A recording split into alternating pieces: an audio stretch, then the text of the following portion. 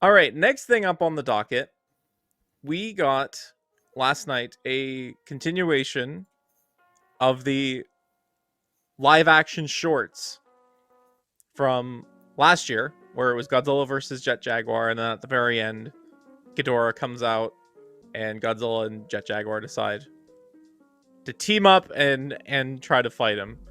And this short had a lot to be like really just gushing over. Like the fucking Gigan claws coming out of nowhere for Jet Jaguar, and then you've got the three beam colors from Ghidorah here. Like, holy shit, this Yeah. thing was so cool. I just watched it for the first time like a half hour before we went on camera. Yeah, that's probably my favorite one so far. Just seeing Godzilla and Jet Jaguar team up like that, and then with the claws coming from Gigan. The only thing I don't care for is I wish they would stop using GMK Ghidorah. I get why they have to do it because it's probably like the best surviving suit. Yeah. And you couldn't just modify it just a little bit. Change the heads. They could pull out Kaiser Ghidorah. Well, they could put Kaiser Ghidorah's heads on GMK Ghidorah and just paint the heads bright gold, and I'd be satisfied. Because as much as I don't like Kaiser Ghidorah, GMK Ghidorah's heads just don't look like not in a like. Yeah, like Ghidorah, GMK Ghidorah doesn't look like a villain. No, and it's very weird seeing him do villainy things. Wish they could dig out the Grand King Ghidorah costume from Birth of Mothra 3. That's a really good suit. But what year was that? I think it was 98. So, yeah. So it's got three more years of degradation. Yeah. It wasn't a Kaninko suit, so it's probably stored outside. Oh, God. Okay, no, yeah, it's gone. And then the short ends with Godzilla walking off into the sunset. So that really opens up for whatever they want to do next year, if they keep it going. Well, I'm sure they will. I mean, it's a clue, isn't it? Because each one like continues off of each other. And next year is a certain aquatic dinosaurs. That's true. Anniversary. That's true. Would have been kind of cool to hear like Titanosaurus roar in the background as Godzilla wades into the ocean. Yeah, that would have been cool. And to coincide with this short, and I think it's interchangeable arms, or is it a completely separate figure? I don't know. I thought it was just Movie Monster releases, like G-Store ones. Yeah, well, it's P Bandai. Oh yeah, so it's probably going to be swappable, and it's probably going to cost like $180 because it's P Bandai. Because it's P Bandai. Well, man. Maybe we'll still get a Movie Monster Series 1 of the Claw or Monster Arts. Eventually, they got to repaint the Jet Jaguar and reissue. There was part of me that hoped Super 7 was going to have one of these like ready to go today. Oh, that'd have been great. Yeah, but it was not meant to be.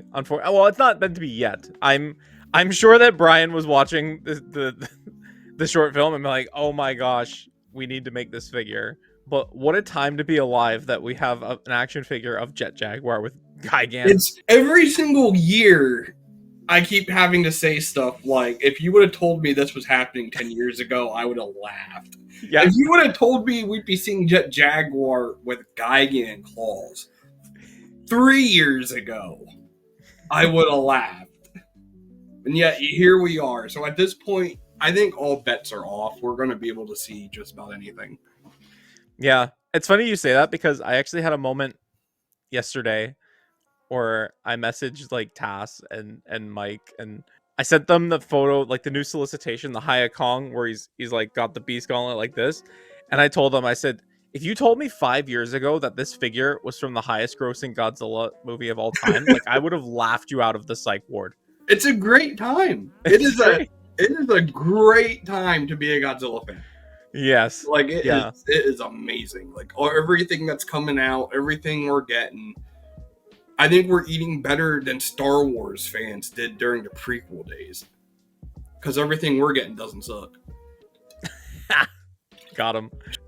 One last thing to touch upon for for the short that came out is they're doing a home media release of all 5 shorts on disc.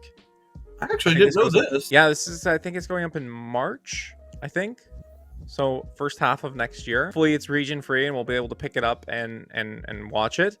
But I thought that this was an important piece to talk about because the nature of these shorts was that the suits were crowdfunded, right? Like Hedra, maybe not Hedra, but Gigan and Jet Jaguar. Yeah, Gigan and Jet Jaguar were the new suits. Yeah, and I know that a lot of people in the community took issue with the fact that Toho was being so limited in distribution of these shorts, considering the suits were publicly funded. But here we are. They're going to be distributing these shorts for home release. Like, we'll have good high resolution copies of these. That's the best part of it, because all the shorts already I have downloaded. If you don't give people a physical or like a way to actually own this stuff, as fans, we're gonna find it. So you might as well just cash in on it. Yeah. I mean, look at, like, Star Wars with the holiday special.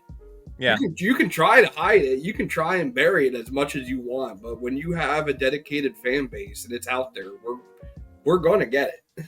Yeah. So you might as well just let us have it. Yeah.